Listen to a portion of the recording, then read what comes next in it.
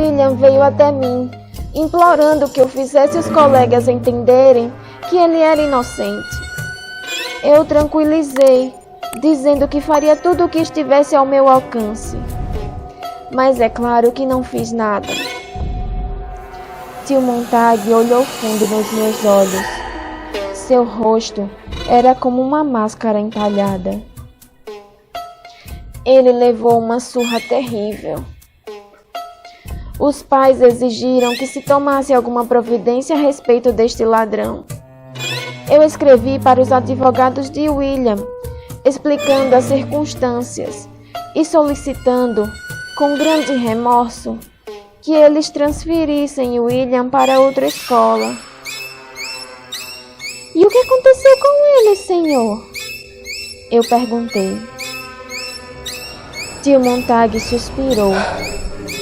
As crianças se aproximaram mais um pouco.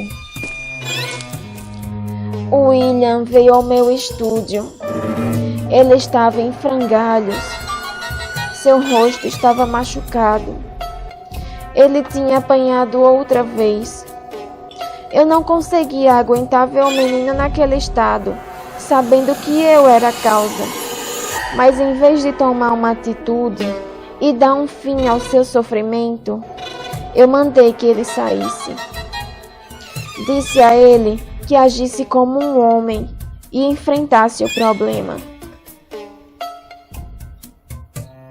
E então? Perguntei, com medo da resposta. Meu tio não respondeu. Todas as silhuetas voltaram-se para o rosto dele, e em silêncio pareciam estar incitando-o a responder. O que aconteceu então? Perguntei outra vez. Ele se matou, Edgar. Eu soltei uma exclamação de horror. Sim, ele se matou. E tudo por causa das minhas mentiras e de meus truques vis. Ninguém sabia que eu tinha parte da culpa na morte dele. Mas o suicídio bastou para convencer os pais a tirarem seus filhos da escola. E em pouco tempo, só restavam nela os alunos menos queridos.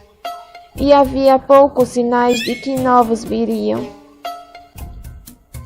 A morte de William havia me abalado, é claro. Porém, eu não fazia ideia da jornada em que ainda viria a embarcar. O jogo era a raiz dos meus problemas, mas eu era tão viciado que, em vez de simplesmente parar, resolvi deixar que a sorte decidisse meu destino.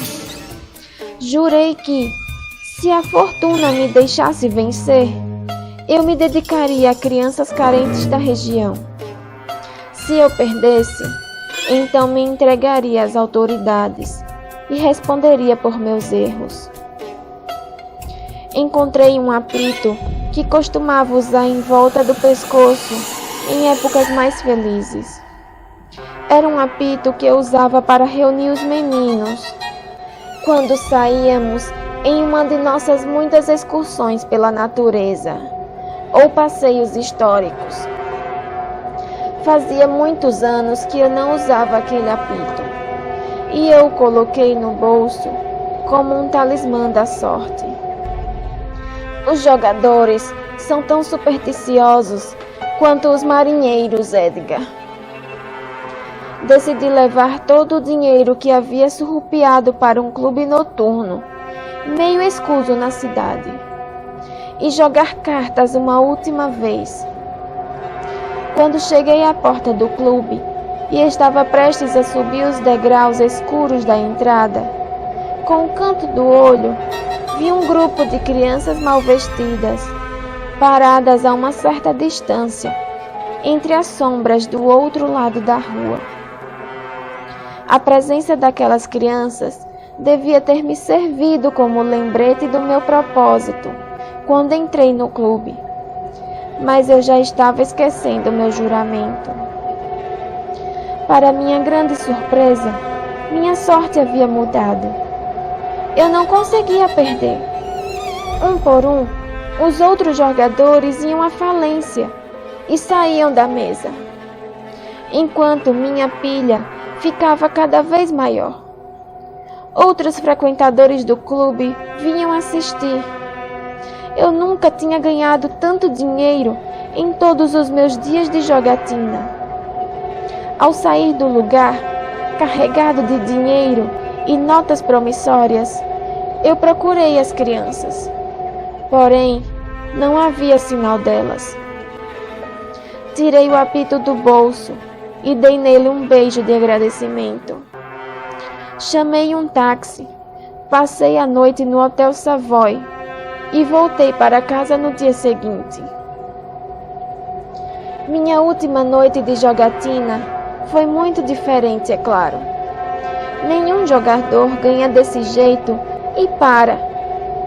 Em vez disso, gastei parte dos meus ganhos em roupas elegantes e tentei minha sorte em outro clube, mais salubre, perto de Piccadilly.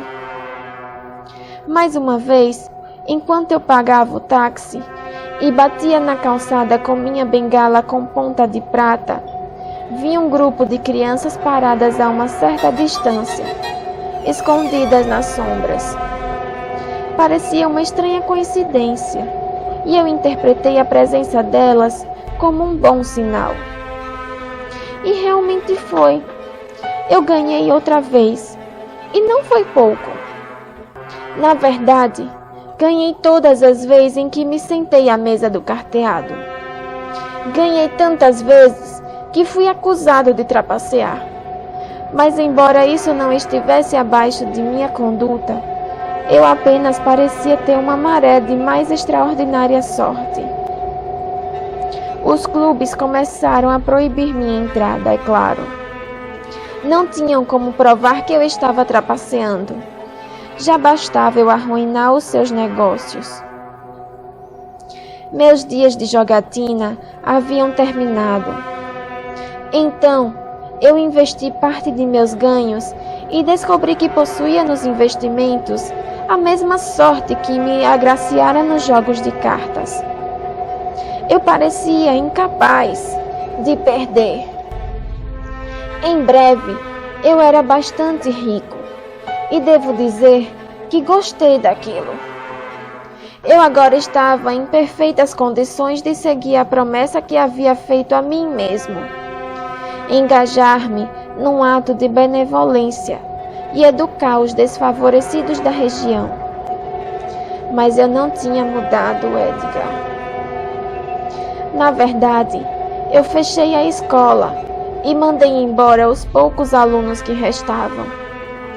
Toda aquela minha promessa de educar as crianças da região havia evaporado de minha mente. Eu reformei a casa para que voltasse a ser a suntuosa residência que havia sido em outras épocas, e comecei a receber as atenções de um parente, um sobrinho que morava ali perto, cujo interesse em mim acabara coincidindo com minha recém-descoberta sorte. Meu pai? Eu arrisquei.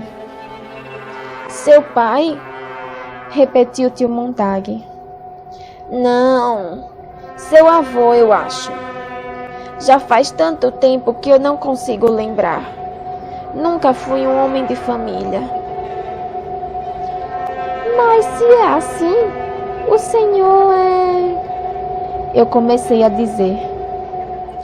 Muito velho, pois é, confirmou tio Montague. Sim, a casa me mantém vivo, Edgar. De um certo modo. Uma estranha expressão esboçou-se em seu rosto.